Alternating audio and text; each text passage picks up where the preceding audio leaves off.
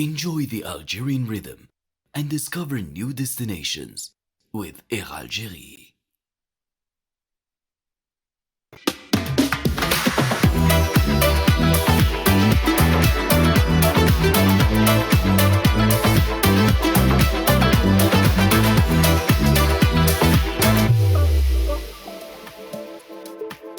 Bonsoir à toutes et à tous, très heureuse de vous retrouver sur Al24 News pour un nouveau numéro d'Hebdo Show Algéria. Merci à vous mesdames et messieurs de nous rester fidèles et de nous suivre tous les samedis soirs à partir de 21h. J'ai le plaisir ce soir d'être accompagné de l'équipe habituelle, à commencer par Gamal Abina. Bonsoir Gamal. Bonsoir tout le monde, bonsoir Nuhed. Il y a également Badis Khnissa Salam Azoul, bonsoir. Salam Azoul, bonsoir.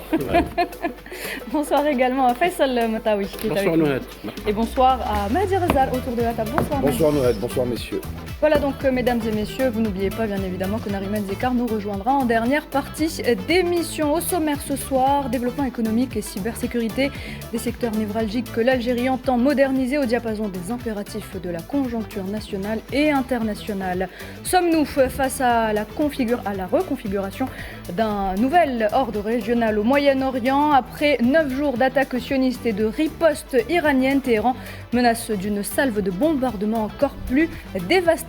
Jusqu'où ira Rabat dans sa complicité décomplexée avec l'entité sioniste, alors que le peuple marocain multiplie ses contestations contre l'agression à Raza et la normalisation de la honte? On en parlera dans cette émission. Et puis en dernière partie, Nariman Zekar nous rejoindra donc pour parler création artistique et patrimoine culinaire. Je vous laisse avec le jingle.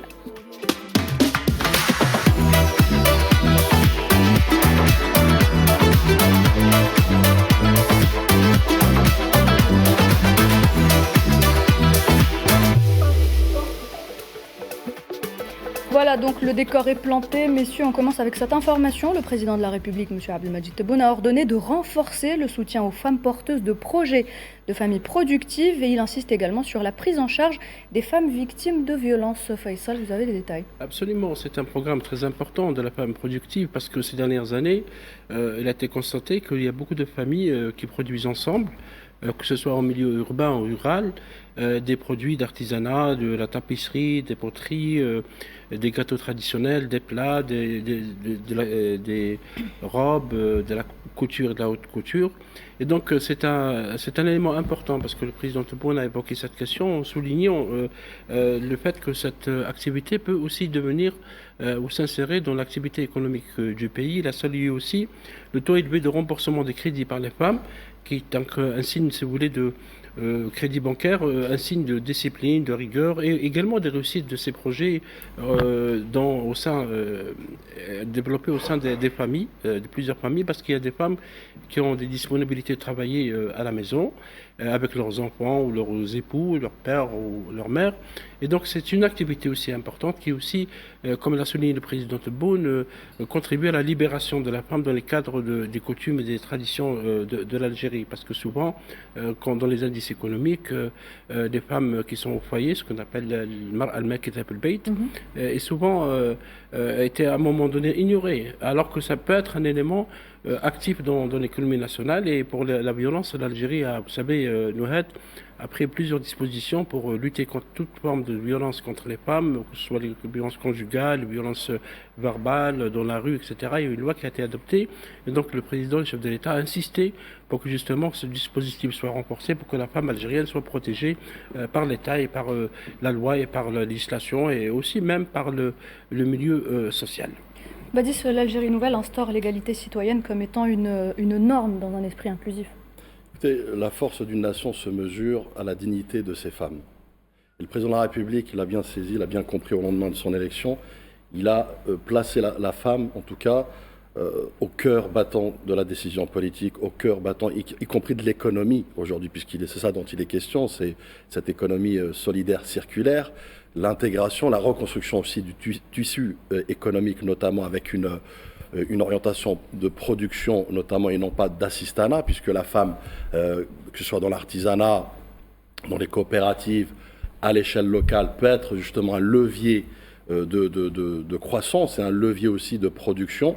Donc il est important aujourd'hui de souligner cela. Et puis aussi, l'État, aujourd'hui, sous l'égide du président de la République, s'inscrit aussi dans une dynamique que je dirais d'État protecteur et surtout socialement responsable, pour ne pas justement banaliser effectivement les violences faites contre les femmes, pour aussi reconscientiser peut-être la société et l'état d'esprit notamment, pour que la femme soit intégrée complètement dans l'équation sociale et sociétale, mais surtout qu'elle soit aussi un levier phénoménal, surtout puisque la femme algérienne, on ne la présente plus, qu'elle soit un levier effectivement de croissance, de progression et surtout de développement de cette Algérie nouvelle si chère au président de la République, Abdelmadjid Tebboune. Gamal, à l'heure où les féminicides se multiplient à travers le monde, il est important aujourd'hui qu'en Algérie, on ne banalise pas les violences faites aux femmes. Tout à fait, d'abord parce que les femmes nous ont aidé à la Révolution. N'oublions jamais les moudjahidettes qui ont payé un très lourd tribut. Ensuite, il y a la Banque mondiale qui dit que 1% de création d'entreprises pour les femmes, c'est 0,3% d'augmentation de la croissance du pays. On sait que le fait qu'une femme soit entrepreneur, ça la protège de ces violences parce qu'elle prend un pouvoir économique, elle prend un pouvoir sur elle-même, elle est respectée évidemment. Et en Algérie, on a à peu près un tissu de création d'entreprises des femmes de 10%. C'est-à-dire que la marge de progression est considérable, mais positive. En Afrique, on est quand même dans le haut du panier. Il faut vraiment penser en termes de marche. Moi, je dis toujours, je ne suis pas féministe du tout, je suis égalitariste. Le féminisme, c'est un peu une posture excessive pour garantir le droit des femmes. Moi, je dis égalitariste, c'est-à-dire qu'on marche sur deux pieds. Et les deux pieds, c'est l'homme et la femme, à part égale. S'il y a un déséquilibre, à ce moment-là, le pays ne fonctionne pas.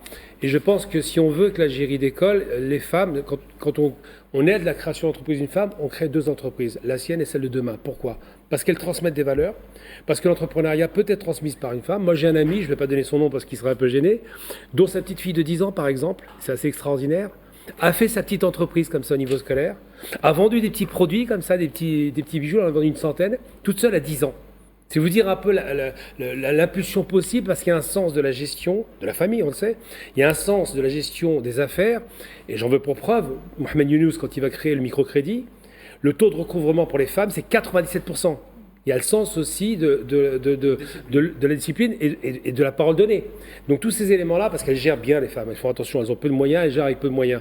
Et bien quand elles font en entreprise, c'est encore mieux. Et en règle générale, le dynamisme féminin dans la création d'entreprise est de loin supérieur à celui des hommes, parce que malheureusement, nous, on a une position dominante qui fait qu'on est un peu plus tranquille. Je parle à des gens qui ont tous été créateurs d'entreprises ici. On connaît la musique, que ce soit évidemment Mehdi-Moi ou Badis, mais il n'en demeure pas moins que c'est vrai qu'on a moins cette niaque que les femmes.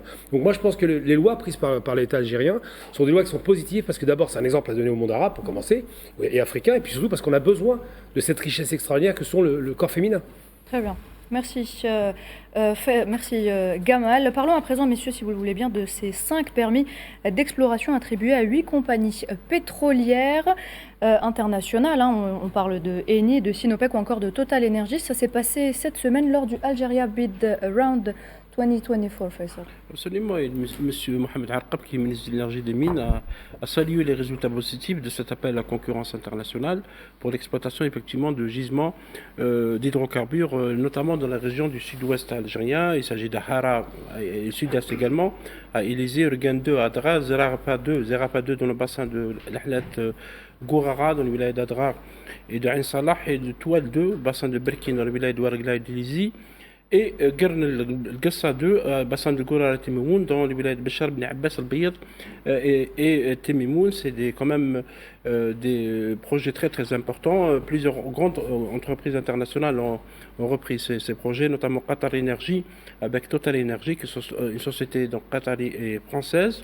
Et il y a aussi le groupement Eni et le PT de Thaïlande, et également des sociétés d'Autriche, de Suisse et également de Chine. Vous l'avez évoqué, Sinopec notamment, qui est quand même une grande entreprise chinoise. C'est un peu le résultat, comme l'a souligné M. Harqab, des nouvelles lois qui encouragent l'investissement dans le secteur des hydrocarbures, notamment la loi 1913 qui régit les activités des hydrocarbures et la loi 2218 relative à l'investissement. Ça va rebooster donc l'activité hydrocarbures dans le sud-ouest et le sud-est algérien, et ça démontre que le marché algérien reste quand même attractif, et l'Algérie reste attractive dans un domaine très concurrentiel.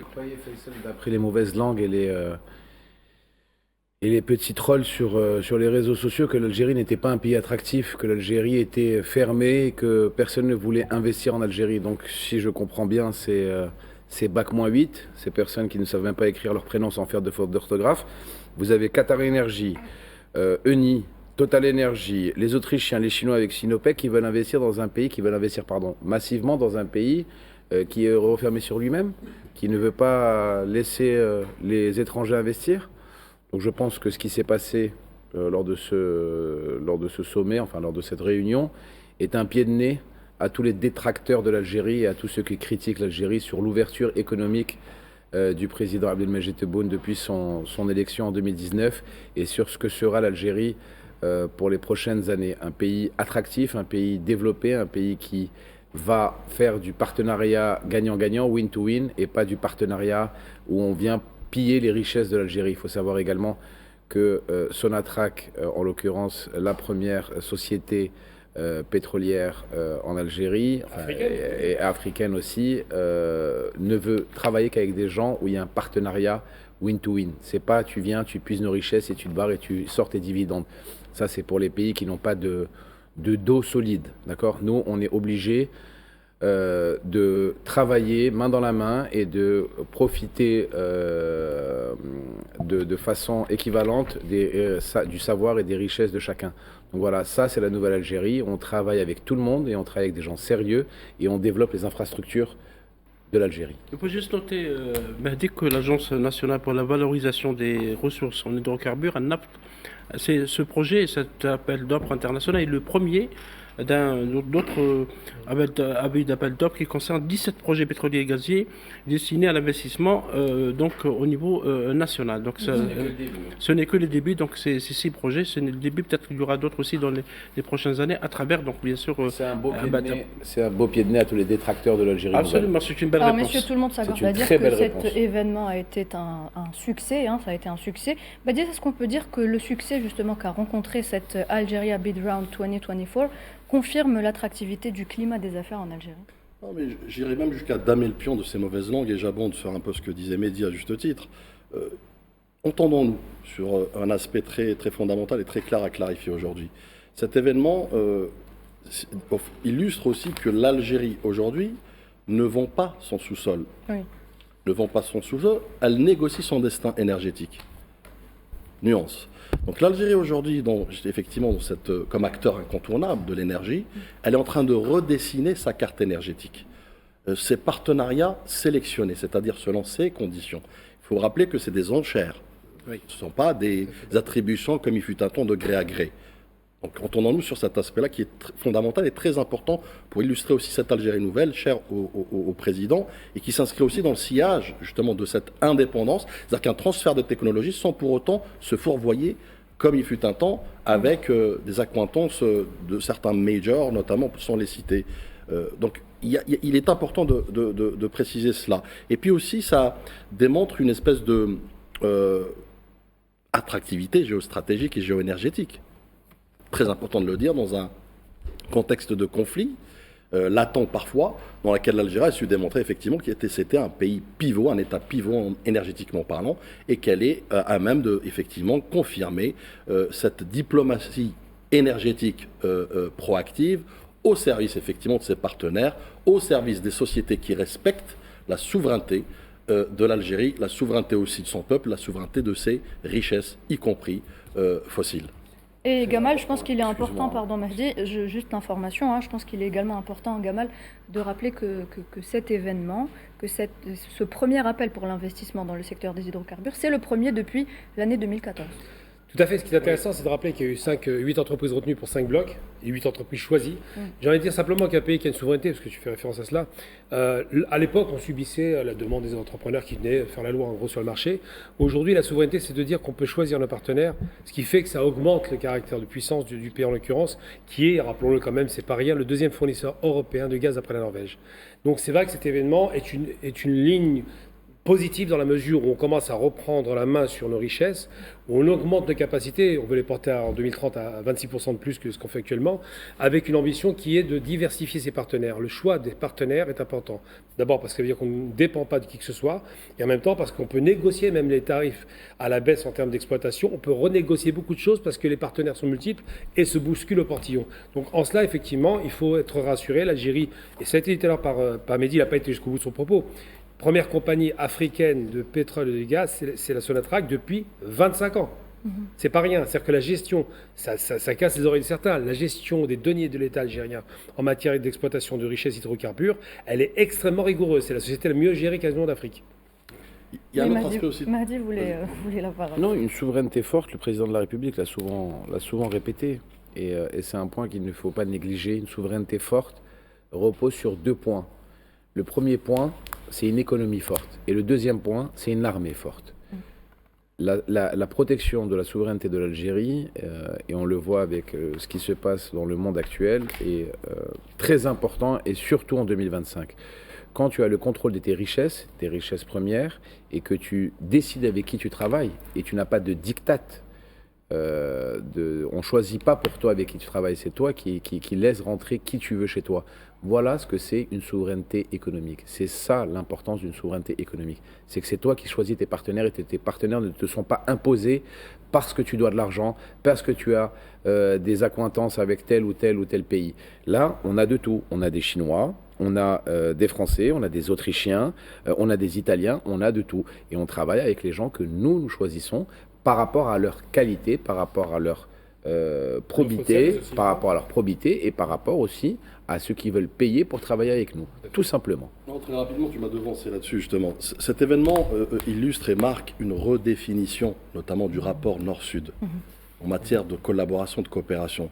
Il faut rappeler que justement le choix de ses alliés, enfin en tout cas ses partenaires, est un choix qui émane de plusieurs continents, et non pas qu'un seul continent comme il fut un temps. Donc il est très important de rappeler ça, c'est-à-dire qu'Alger, en d'autres termes, impose une logique multipolaire dans laquelle effectivement les partenaires doivent respecter la souveraineté, doivent respecter les intérêts de l'Algérie à long terme. Il faut juste noter qu'en Algérie, il y a plus de 240 découvertes non encore exploitées. Et c'est pour ça qu'il y a ces projets d'exploitation et les réserves actuelles, c'est les experts qui le disent, les hydrocarbures en Algérie sont très importantes. Ils sont estimés à 4300 millions de tonnes équivalent pétrole MTP, avec une production annuelle de 200 MTP. Donc avec ces nouveaux projets qui sont signés, et pour noter aussi, c'est des contrats avec la Sonatrach. Ce n'est pas des entreprises qui vont venir ce qu'ils veulent. Ça veut dire qu'il y a des orientations pour l'exploitation, vont augmenter cette production et améliorer l'exploitation des gisements qui sont non encore exploités. Pour clarifier effectivement l'opinion publique qui nous regarde, il est très important aussi de rappeler que parallèlement à cela, puisqu'effectivement les études sismiques démontrent que nous avons des richesses notamment à fort potentiel.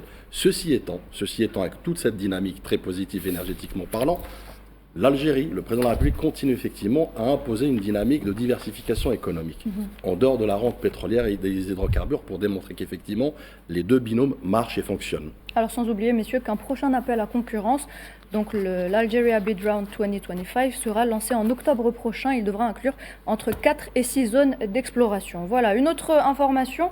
Dans un monde de plus en plus connecté, l'Algérie fait face à de nombreux défis cybernétiques et c'est pourquoi le pays donc développe une approche stratégique pour faire face aux menaces du cyberespace et s'appuie sur l'expertise internationale, notamment celle de la Corée du Sud. Faisal. Oui, absolument, parce que c'est une expérience importante. La Corée du Sud est considérée comme un leader mondial en matière de cybersécurité, avec des pays aussi comme le Japon, comme les États-Unis.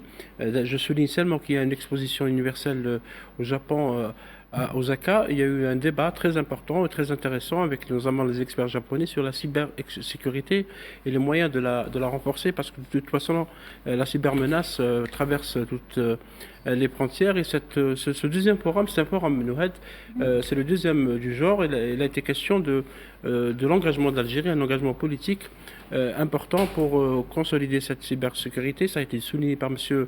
Sidali Zadoré, qui est le ministre de la Poste et des Télécommunications. Le plan national pour la cybersécurité qui se fera avec la partie coréenne pour consolider, donc, pour, si vous voulez, contrer toutes les menaces, tout type de menaces, parce que ces menaces évoluent, oui. Avec l'intelligence artificielle, avec les nouvelles technologies, etc. Chaque jour, il y a des nouvelles menaces. Mahdi tout à l'heure parlait des trolls, etc. C'est aussi un moyen, c'est des éléments qui menacent la sécurité politique et économique et même militaire de certaines nations, d'où cette volonté de l'Algérie de consolider sa sécurité avec un partenaire fiable, le partenaire coréen, dans le futur, parce que c'est un travail qui prendra beaucoup de temps pour, si vous voulez, immuniser le pays contre toute forme d'attaque. Vous savez qu'il y a chaque jour des attaques de ce genre à travers la dark web, l'internet noir, si vous voulez, à travers tous les éléments technologigiques actuels. Badis, le cyberespace est un défi majeur aujourd'hui. Tout à fait. D'ailleurs, je me permets en introduction de rappeler qu'effectivement, pas de souveraineté politique ou diplomatique sans souveraineté numérique. Et notamment de cyber, pour se préserver des cyberattaques, effectivement, puisque les guerres aujourd'hui hybrides s'accentuent notamment sur cet aspect-là. Et nous l'avons vu d'ailleurs récemment avec des conflits en live qui nous apprennent beaucoup d'enseignements et beaucoup de leçons. Les guerres de 4e et 5e génération. Tout à fait. Mais par contre, oui, effectivement, moi je rappelle que l'Algérie s'aligne aujourd'hui avec le modèle sud-coréen, mais tout en gardant sa propre vision en matière de protection sur mesure. C'est-à-dire qu'il est important aujourd'hui pour l'Algérie de créer cette cyber-souveraineté, notamment avec, tout en partant sur le principe que l'Algérie ne veut plus être un simple consommateur passif, notamment des technologies étrangères, puisque c'est ça dont il est question, de ne plus être dépendant, mais de devenir un acteur, notamment autonome, du cyberespace, comme vous l'avez rappelé. Et puis, cela aussi nous évoque ce qu'on appelle la géocybersécurité. Donc, vous savez, aujourd'hui, la souveraineté ne s'aligne plus, enfin ne se mesure plus que aux frontières des territoires, des frontières physiques, mais aussi aux frontières virtuelles qui sont la cybersécurité, le cyberespace. Donc il est important aussi, au même titre de protéger les frontières physiques, de protéger également les frontières du cyberespace, encore une fois, pour anticiper toute menace, toute attaque ou toute guerre hybride, notamment comme nous pouvons le voir aujourd'hui. Et enfin, je dirais, l'Algérie aspire aussi à aller vers une espèce d'imperméabilité numérique, avec cette cybersécurité pour protéger ses infrastructures, pour protéger ses acquis, pour protéger et défendre notamment ces data qui sont très importants. Et je conclurai aussi, il faut rappeler que l'Algérie, à travers cette initiative, aspire aussi à contribuer à être un pays pivot, à contribuer aussi à contribuer à la sécurité africaine, comme elle a su le faire pour d'autres aspects, notamment la lutte antiterroriste et le développement de l'Afrique. L'Algérie, dans un altruisme qui maintenant lui fait enfin, sa marque de fabrique, disons, elle peut devenir ce pôle notamment de régional de cybersécurité pour offrir justement son expertise. 400% d'augmentation d'attaques l'année dernière sur les sites publics africains, 400% d'augmentation. Donc c'est vraiment un véritable danger, et c'est bien de le rappeler, on le voit avec la guerre entre l'Iran actuellement et les sionistes, c'est-à-dire que les guerres numériques et cybernétiques sont considérables. Et je pense que la souveraineté aujourd'hui, de demain, se fera pas par le pétrole, mais par la création de lignes de code, de la maîtrise de ces outils. Et c'est vrai que la cybersécurité doit être un élément essentiel de la souveraineté du pays, être capable de maîtriser ces outils pour défendre le pays. Moi j'invite les téléspectatrices et les téléspectateurs à se rendre au nouveau pôle de Sidi Abdallah. Au niveau pôle de Sidi Abdallah, vous avez l'école supérieure de cybersécurité qui est un bijou de technologie et de technologie avant-gardiste par rapport à tout ce qui est le domaine de la sécurité, de la sécurité du net et de tout ce qui se passe sur Internet. C'est juste exceptionnel. Les moyens qui ont été mis à la disposition des étudiants est magnifique. Vous avez également celle de Constantine. L'université Mehdi, je crois qu'elle s'appelle, voilà, exactement, de Constantine, qui est également dans la pointe de la technologie pour la lutte contre la cybersécurité. Et de plus en plus, toutes les universités des 58 wilayas commencent à avoir des pôles justement pour avoir des diplômés, des ingénieurs et des étudiants qui se consacrent à ce domaine qui est très important pour l'avenir de l'Algérie. Très bien, messieurs. Alors, le grand groupe malaisien Lion se prépare à lancer des projets dans les secteurs des industries de transformation et de la sidérurgie en Algérie. Et c'est un modèle de coopération sud-sud, parce que la Malaisie, c'est quand même une grande économie en Asie, et c'est tant mieux que s'intéresse à ce pays. Le groupe Lion est un des plus grands groupes asiatiques dans le domaine, dans plusieurs domaines, notamment le domaine minier. Ce groupe s'engage à lancer des projets équivalents en valeur à 8 milliards de dollars, c'est quand même important, notamment dans l'exploration et l'exploitation de l'or, du cuivre, du manganèse et d'autres, notamment l'acier aussi, des projets qui vont être accompagnés, parce que ça c'est le groupe Lion qui s'engage à construire même un port au niveau de Boumerdès pour exporter cette production, notamment vers le marché asiatique. Ça veut dire que oui, comme le soulignait Mahdi tout à l'heure, l'Algérie devient un grand pays qui attire les investisseurs. On parlait de Coréens tout à l'heure, on parlait d'Italiens, de Qataris, Autrichiens, Suisses, Italiens et Chinois, etc. Et là, c'est les Malaisiens. Les Malaisiens, on peut aller vers d'autres formes de partenariat parce que c'est quand même un pays qui a une grande puissance touristique, agricole, dans le domaine du textile, etc. Et ce groupe, on a vu un peu les déclarations faites par ses responsables, est vraiment prêt à aller très très loin avec l'Algérie comme une grande porte aussi vers le marché africain. Badis, c'est un investissement solide, on parle quand même de 8 milliards de dollars. Tout à fait. Ça reflète effectivement la profondeur de ce partenariat, mais surtout aussi les attentes. Effectivement, ça a été rappelé, ce partenariat sud-sud illustre une inflexion géoéconomique, notamment de l'Algérie, en diversifiant ses partenaires, notamment en Malaisie, donc en attirant des capitaux asiatiques, hors prisme de lecture et prisme de tutelle, notamment de l'Occident. Oui. Il est important de le dire que le Sud global se diversifie, le Sud global se renforce, le Sud global consolide ses coopérations et ces partenariats à travers effectivement des projets majeurs, mais surtout aussi structurants, parce qu'on évoque la sidérurgie. La sidérurgie est un levier important de croissance économique. Il est un levier géoéconomique et géostratégique qui pourra faire de l'Algérie un hub régional et le déploiement régional justement de l'Algérie à travers l'Afrique, à travers le Sahel. Donc rapport à sa position géostratégique. Tout à fait. Donc structurer aussi l'écosystème, un écosystème, je dirais, industriel qui va de la logistique, de transport, effectivement, jusqu'à la formation technique. Donc je pense que l'Algérie a tout à gagner dans ce partenariat, encore une fois, qui est un partenariat gagnant-gagnant, est un partenariat aussi qui obéit au même, je dirais,